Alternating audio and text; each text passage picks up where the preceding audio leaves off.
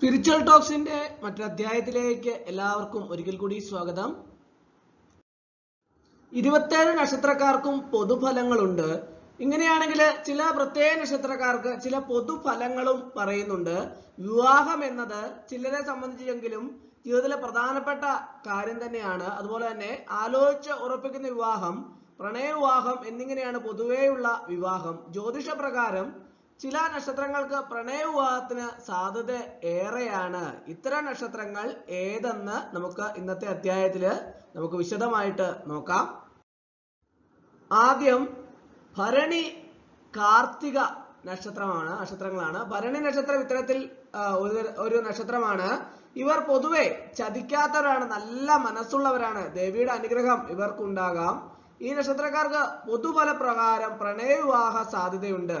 ജാതകപ്രകാരം വ്യത്യാസം വരാമെങ്കിലും ഇത് പൊതുഫലമാണ്.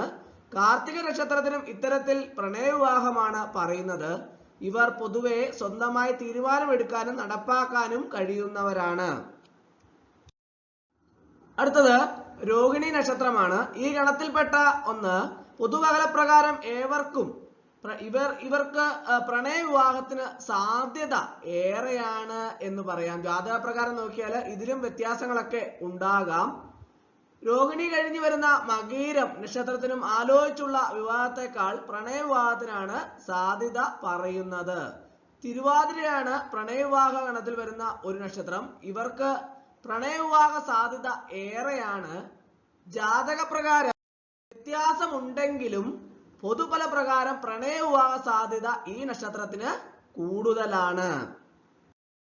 അടുത്തത് പൂരം നക്ഷത്രമാണ്. പൂരം നക്ഷത്രം സ്വന്തമായി കാര്യങ്ങൾ തീരുമാനിക്കുന്ന, സ്വതന്ത്രമായി കാര്യങ്ങൾ ചെയ്യാൻ ഇഷ്ടപ്പെടുന്നവരാണ്. മറ്റുള്ളവർക്ക് ആകർഷണം തോന്നിക്കുന്ന നാളുകാർ കൂടിയാണ് ഇവർ. പ്രണയവിവാഹം മാത്രമല്ല, പ്രണയിച്ചാൽ വിവാഹത്തിൽ എത്താത്ത സാഹചര്യവും ഉണ്ടാകാൻ സാധ്യതയുള്ളവരും ഈ നക്ഷത്രപ്രകാരം വരുന്നുണ്ട്.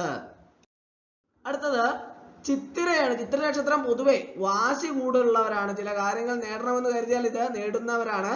എന്നാൽ ഇത്തരം വാശി കാരണം അവരുടെ ജീവിതത്തിൽ ചില പ്രശ്നങ്ങളൊക്കെ വന്നെത്താം. ഇവർക്ക് സാധ്യത കൂടുതൽ പ്രണയവിവാഹത്തിന് എന്ന് തന്നെ പറയാം. പ്രണയവിവാഹം കൂടുതൽ കൽപ്പിക്കപ്പെടുന്ന നക്ഷത്രമാണ് ഈ ചിത്തിര നക്ഷത്രം എന്ന് പറയുന്നത്. അടുത്തത് ചോതി നക്ഷത്രമാണ്. ചോതി നക്ഷത്രക്കാർ സ്വന്തം കാലിൽ നിൽക്കാൻ ഏറെ ആഗ്രഹിക്കുന്നവരും ഇതിനായി പ്രവർത്തിക്കുന്നവരുമാണ്. അതേസമയം തിരക്കിട്ട കാര്യങ്ങൾ ചെയ്ത് ചിലപ്പോൾ പ്രശ്നങ്ങൾ വന്നുവിടാൻ സാധ്യതയുള്ളവരാണ്. ഇവർക്ക് പ്രണയവിവാഹമാണ് കൂടുതൽ സാധ്യതയുള്ളതായിട്ട് പൊതുവെ പറയുന്നത്.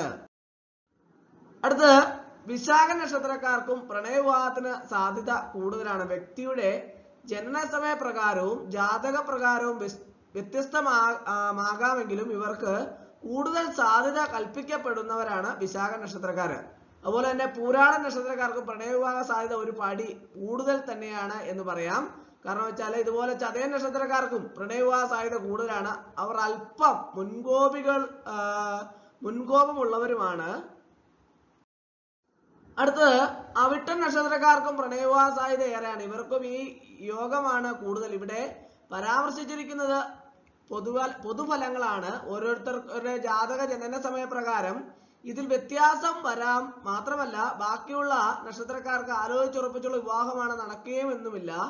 ഇവിടെ പറഞ്ഞിരിക്കുന്ന ഈ നക്ഷത്രക്കാർക്ക് പൊതുവെ പ്രണയവിവാഹ സാധ്യത കൂടുതലാണ് എന്ന് പറയാം.